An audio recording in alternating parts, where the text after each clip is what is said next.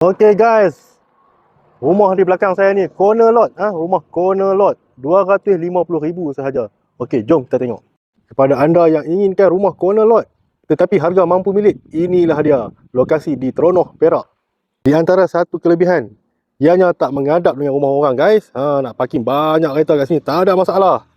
Okey, jom kita masuk. Sini ruang parking kereta lah. Boleh muat 2 buah kereta. Pos pun besar juga. Okey, siap dengan grill semua. Okey, ini tanah di tepi rumah.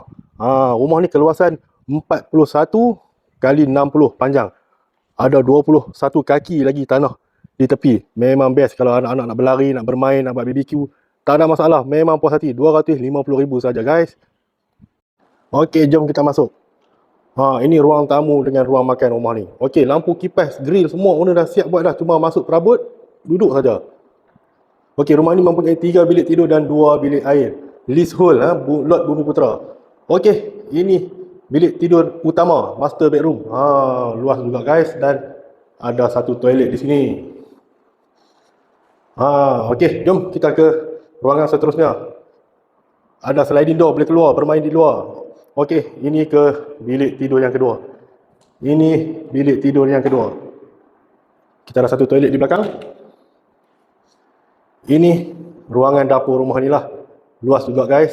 Okey, kita ke bilik tidur yang ketiga. Ini bilik tidur yang ketiga rumah ni, siap dengan lampu kipas semua. Okey, kepada anda yang berminat, boleh hubungi saya dengan segera. Sementara ianya masih ada lagi 250,000 sahaja untuk rumah teres setingkat corner lot di Teronoh, Perak ini. Okey, bye.